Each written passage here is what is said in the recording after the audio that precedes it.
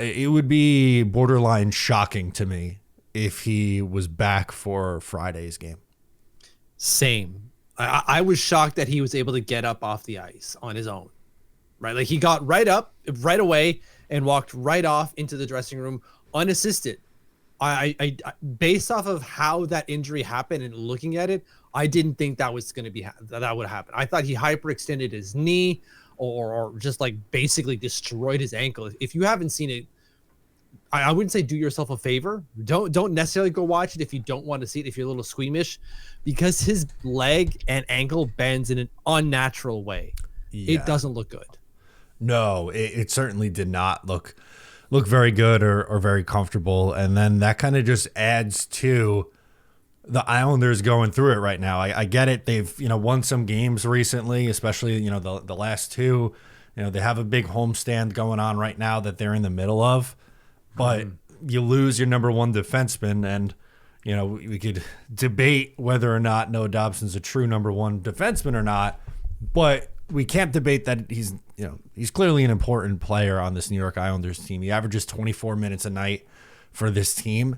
Replacing that is going to be incredibly difficult. Yes, absolutely. Like, I guess the first thing is that Ryan Pulock steps up. We saw him already take some power play time in the third period after Noah Dobson went down. And he was always a good power play player, right? I remember when he was initially making that transition from Bridgeport up into the New York Islanders. He was so good on the power play, and we're going, our power play, shocker, was bad then too in like 2014 or whatever it was. No, he was drafted in 2015. Anyways, doesn't matter. Coming in, we're like, we need him on the power play. We need him there. And then within like the game, within I think even a period, he scores on the power play from basically the OV office, I think, against the New York Rangers. And we're going, there we go. We got our power play guy. And for some reason, it hasn't clicked since. Maybe now it will. Hopefully. Yeah, hopefully is right. And, Pulock's been here a while. He's been a regular ever since the 2017-18 season. He played a little bit in 15-16, played just one game in 16-17. Might have been an injury that year. I don't remember. I mean, it's a long time ago now. That's 8 years ago. Wow. Jesus. Which is nuts. But moral of the story, he's been an Islanders regular since the 2017-18 season. His peak clearly in the Barry Trotz era of Islanders hockey. So from 2018-19 through 21-22 was when he was, I would say, at least at his best. Yeah. Injuries have been a bit of a factor for him. But I still think solid player, not a number one defenseman, but a top pair defenseman. But even with him still not being at his peak, I still view him as a good second pair guy. I feel like the discourse around, honestly, I'll give you the two guys, Romanov and Pulock, I feel like fans are extremely divided on. I feel like with those two guys in particular, especially Pulock, it feels like you have people who are like, yeah, he's solid and he's good or good even. And then others are like, he's horrendous, horrible. I don't know what they're watching. I have no idea what they're watching. If you think that Ryan Pulock is horrible, you can say that I don't like this player, that player when he's stuck in this specific situation. Fine. Because every player has that. But to be like Ryan Pulock is horrible, get out of here. Like, even someone who relies on stats, as you will see in the YouTube comments, people, getting on me for relying on stats maybe a little bit too much, and that's fair. I accept that. Even the stats people have to realize that Ryan Pulock is a lot better than what the underlying numbers suggest he is doing, and does a lot for these Islanders, and will do a lot now that oh my God, Noah Dobson is out for who knows how long. Could be a while. Could be a while. I would say a couple of weeks. He's going to have to do a lot of heavy lifting. And I think that we're going to see him shine, at least for a little bit. I don't know how long he can sustain that, but at least for a little bit, we will see Ryan Pulock shine. Do you think they just go, all right, Pulock, that's going to be elevated to our top pair. It's going to be Romanov and Mayfield as the second pair, and then Cholowski George is going to play like 10 minutes a night combined?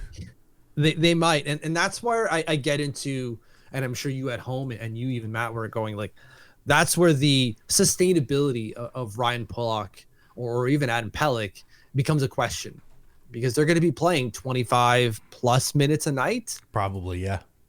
That's a lot of friggin' minutes on what are older bodies, even though they're only, 30 years old, maybe 31 for Pelech.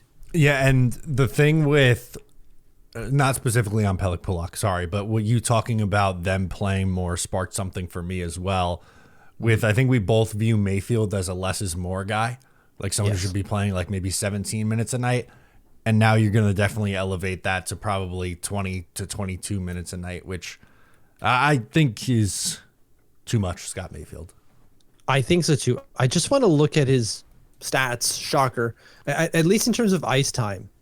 Yeah, his ice time is down over a number of years. And this is the best Scott Mayfield we have seen for a while. He's averaging 17 minutes and 36 seconds a night. He was 1846 last year, 2102 the year before that, and 19 minutes within the next 3 years. He's played the least amount of hockey since 17-18 on average. And this is the best we've seen out of him. 7 points, 42 games. That's okay. Plus, plus 13 for all the plus minus people out there. This is the best we've seen out of him. So yes, less is more.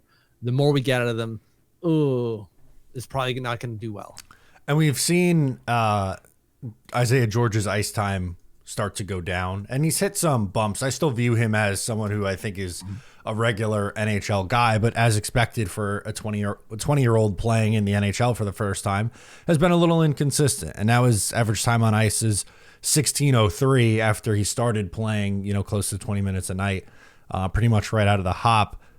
And coming off this last win against Columbus, he played only 9 minutes and 57 seconds. So in his last 5 games, 9:57, 12:26, 12:55, 14:20, and 8:07. So they're probably going to need more out of Isaiah George here too. Yeah, they will. They're going to ask a lot out of him, out of everyone. Everyone's got to pick up a little bit more, because Noah Dobson was playing 20-ish, 25-ish minutes a night. Maybe not, maybe 23. That is now gone. And now everyone's got to pick that up a little bit. You can't throw all of those minutes onto someone. And it's not even just all of that 5-on-5 time. It's going to be power play time. It's going to be penalty kill time. I know Noah Dobson doesn't do a ton of penalty killing, but he still did some. And that's going to be a big ask for some of these players to step into those roles and try to do well. If you like that, make sure to subscribe to Up the Turnpike on Patreon for more exclusive New York Islanders content.